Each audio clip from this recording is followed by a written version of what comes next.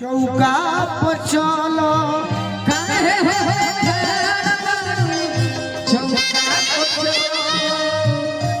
बाबूजी के छोड़ो पियावा के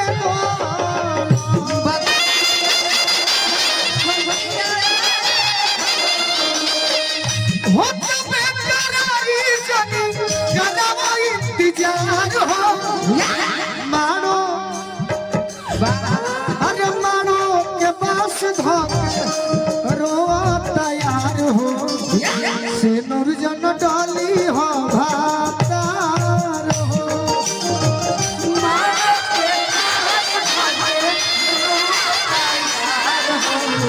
से नूरजन डाली हो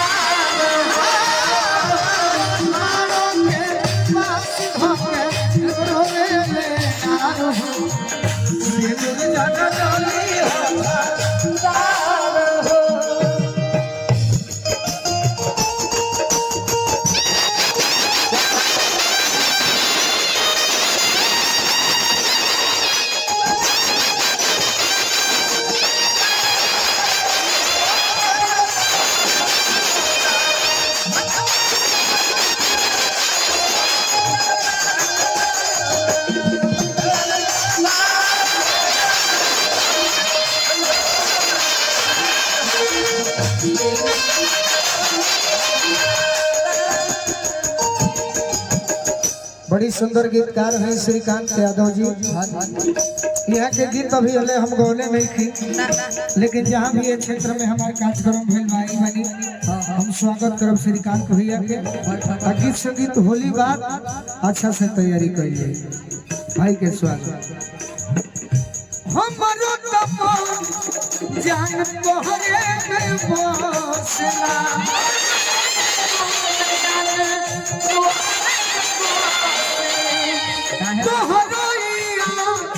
सचो नागिन बन के डसला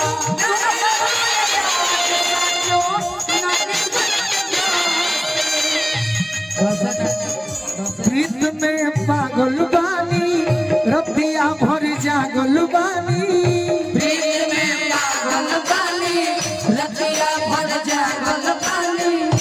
उनका खाती हम घरवा से भागल बानी उनका खाती हम घरवा से भागल बानी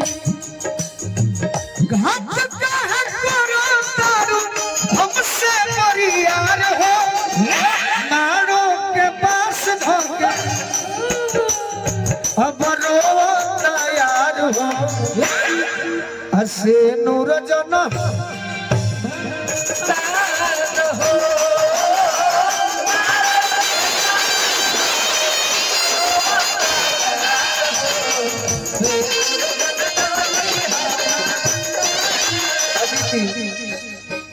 बात एगो मनी हो जरूर कभी भी जब हमारा गीत के शूटिंग भी होला फ्री टाइम में एगो हमारे छोट भाई बाबू बड़ी हमारा को हौसला कि साइड सॉन्ग गावे के गा देले इनका भाव दे वही ना हो तो का करियो नाच ले भाव देवे आई नाचे ना आई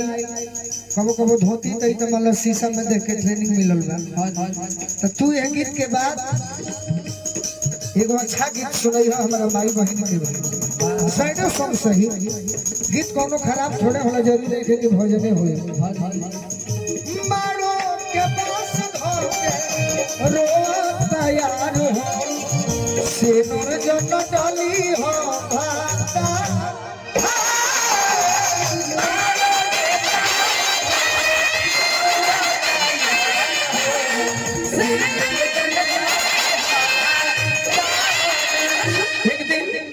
दूसरा के गीत तो जानी ना बजे ऐसा गीत हम सुने लगे लोग सुनबे मत पहले हो हृदय भैया के बजावल देखनी तो बड़ी सुंदर गीत जखम भैया से कहनी के करा के तो पूरा कर दो सेम गावल जी तो चोरावल हो जाई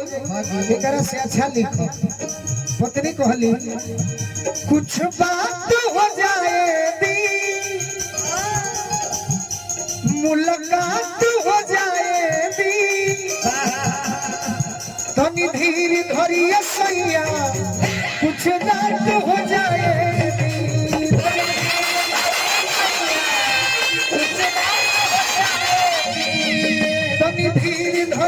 सैया कुछ रात हो जाए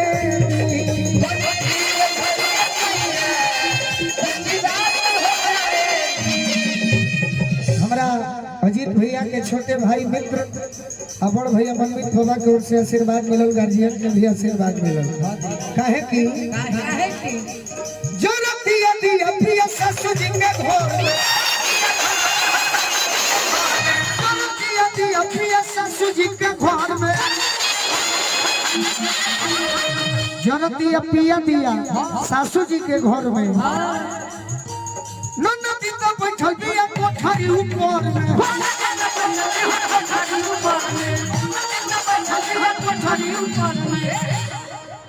बरसात हो जाए दी